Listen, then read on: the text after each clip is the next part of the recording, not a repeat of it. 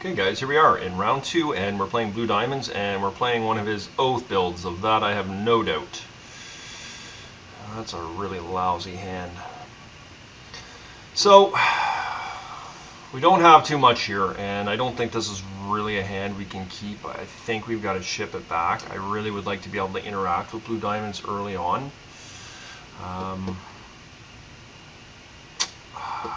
That's tough. That's a tough one. Let's ship it.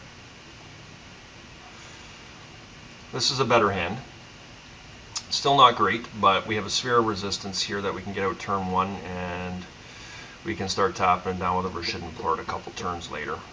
Or a turn later if we want to pay life, but I just hope that he doesn't have any ramp that he can get out over our sphere of resistance, something like a Mana Vault or Soul Ring or something. So Blue Diamonds has kept his hand, and we're going to keep this, and hopefully he does not have a Library of Alexandra. That could cause us a lot of problems. A lot of things could go wrong here. This is a very fragile hand. Oh, interesting. It's probably a pretty good lead for him for Fear of Wasteland. That's not terrible either. So I think we're going to plunk ourselves here. I don't think life is something we're overly concerned about against Blue Diamonds at this stage in the game.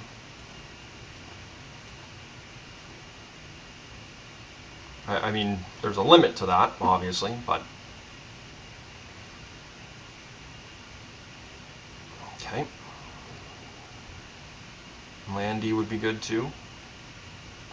Or a Workshop, for that matter. Okay, so we got no play, but next turn we can bring out a Worm Coil Engine, which is pretty good. I think we will leave him access to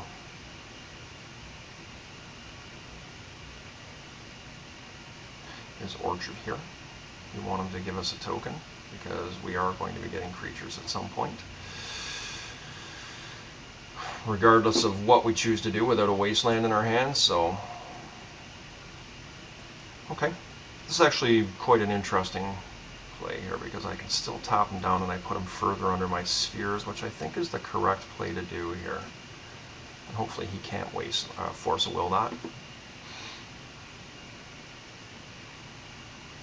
And he's thinking hard about that, and it's probably, this is pretty much a good force of will in my opinion, if he has it. Yeah, so he's definitely going to be paying 1 and force of willing.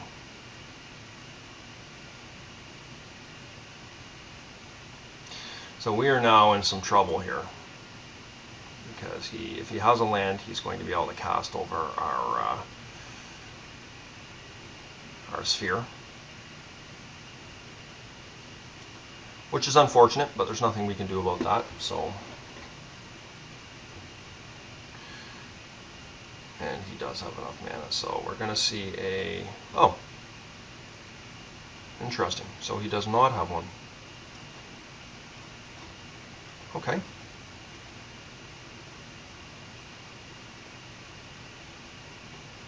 So let's try our Worm Coil Engine plan here. If he didn't cast one there, that's a good thing for us. And we'll have to hope that he does not have a Time Vault here.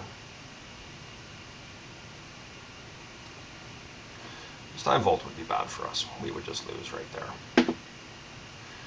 And he is STPing me. Okay. Which is fine.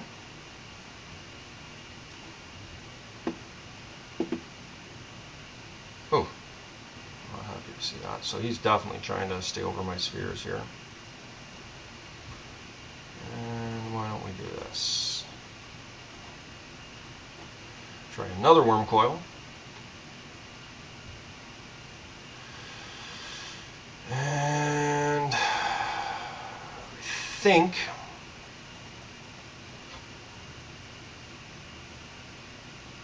we want to take his Orchard here, because we want to take away black producing mana. I mean, if he's got a Vampiric Tutor here, there's not much we can do about that, but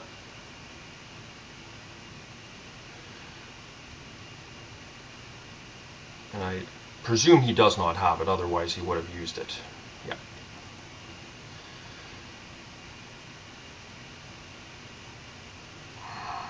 And we don't want to see an STP here.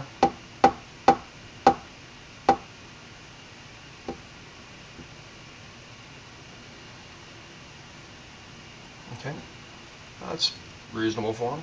He's down to 3 mana. Really 2. Okay. Creature. Oh, Duplicant's a good one. It's a really good one. Well, I wouldn't say it's a really good one. I'd rather have a Lodestone Golem. Okay.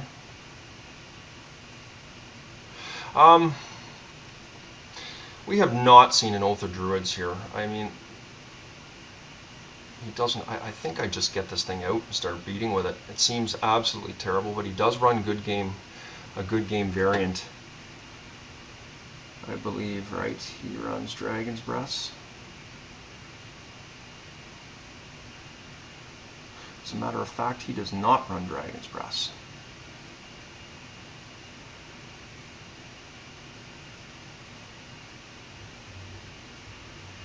He doesn't run Dragon's Breath. Interesting. Okay, so we will not do that then.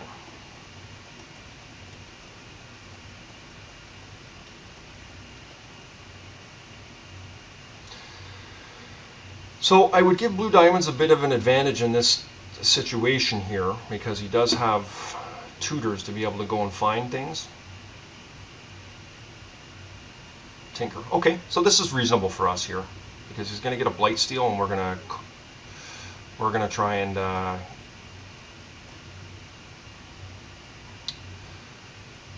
so 3, 6, 8, 10, 11. So I can actually cast both of these. So what I could do is I can metamorph them. So this is going to cost me 4. And I'll have 7 exactly.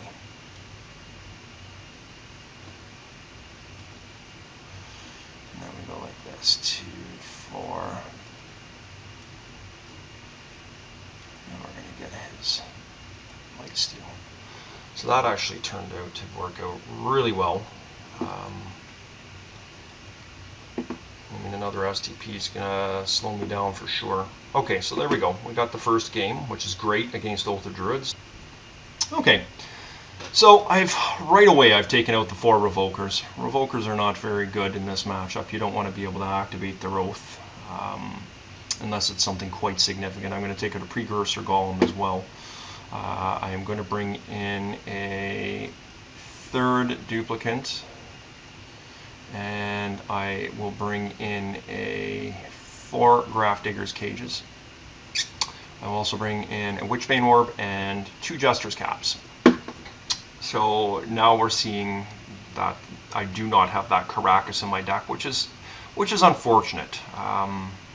These are exactly the matches that I want to have that. So the question is what do we side out in this match? We need to remove 3 creatures, or 3 cards, excuse me. And although I do not like Chalice on the play as much, or on the draw, it still is quite good in this match. I could get rid of a Crucible of Worlds. I don't think that's, we got enough land disruption as it is. I don't think we really need to have that.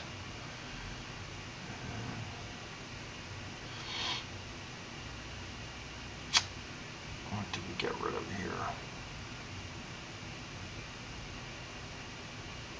Tangle Wires are excellent. Trinisphere is really good. Lodestones, Metamorphs, Witchbane, Grafdiggers. I'm going to actually get rid of a couple Chalices. The reason I'm making that decision is, as I said earlier, I don't like it when I'm actually on the draw. In addition to that, I have 4 Grafdiggers in my deck, and I don't want to be countering my Grafdiggers. So we'll see how this goes here. And he is running 4 Energy Flux sideboard. Yikes. Okay, so let's take it in. I think that's...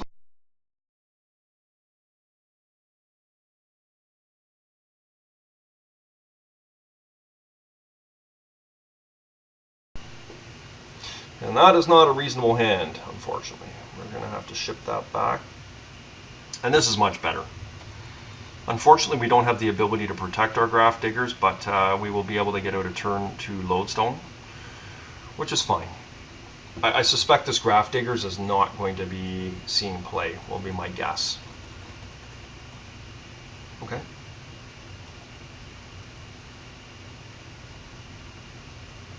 Okay, that's pretty good.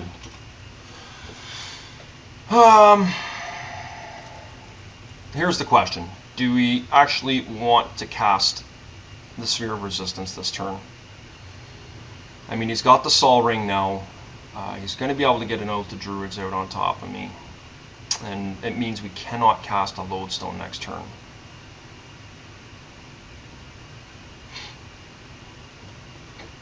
Which means we've got to draw another land in order to get there. Which is really not good for us. But we definitely do not want to be... I mean, we're going to be running into an energy flux here, almost assuredly.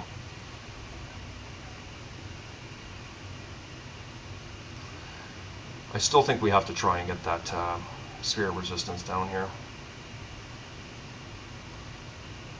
Otherwise, we're just going to be running into an unabashed. Maybe not. I don't know. I mean, if we get hit with an energy flux here, Graph Digger's Cage and Mana Crypt are just dead. I think I'm just going to go with the Graph Diggers here. If he gets an energy flux down,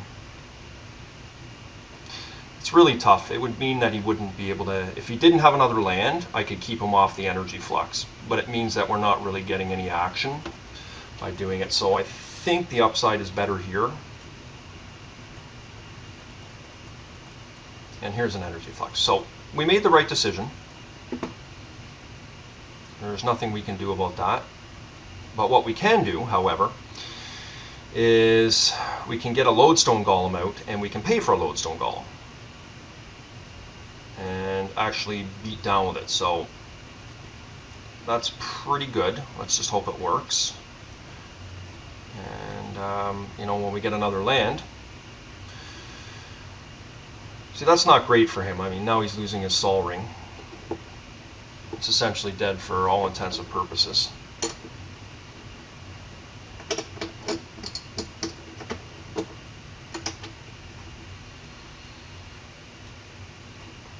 You know, this is, when you're playing Mud, this is where you're really missing a Metal Worker in this type of situation where you have an energy flux on the table, because I'd be laughing at this right now if I had a Metal Worker on the table. This game would be well under control. But let's see what happens here. We are unfortunately going to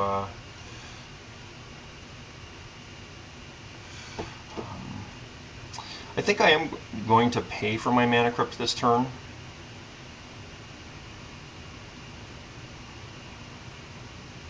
Actually, you know what I can do? Is I can actually ignite my factory here. And actually, I'm not going to do that because he has STPs, and I need that land, otherwise I'm dead.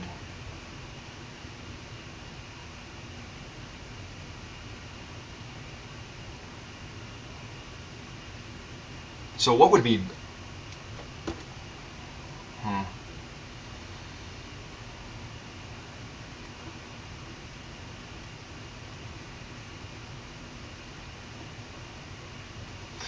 So let's win the coin flip here.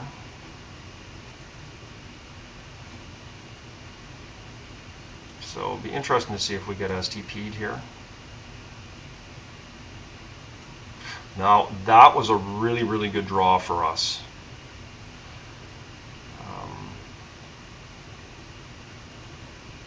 Let's see if we can get this thing to go the distance for us.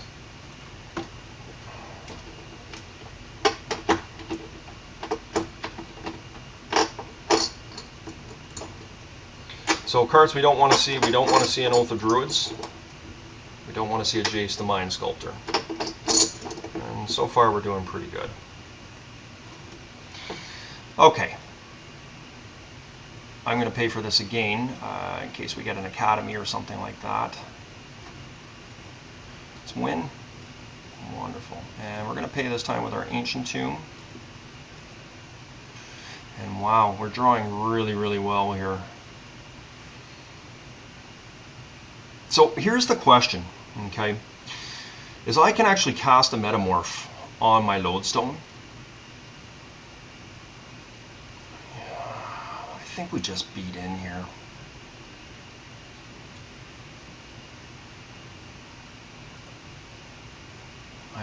I'm just going to not do it, and I'm just going to start attacking here. Let's do this. And if we get STP'd, I mean, we just live with it. We can't hide from an STP here. And if we get this hidden, it's pretty much over if he can't do something against me next turn.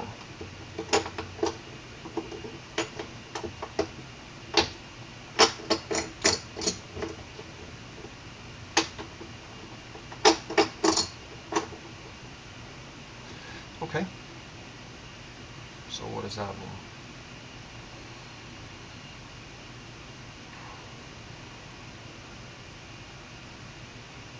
Okay. So he knows he's dead, so he's doing a Gaia's Blessing. Okay. I don't know what that does for him. Okay, there you go. We got through a tough match in Oath of Druids there. So 2-0 to start.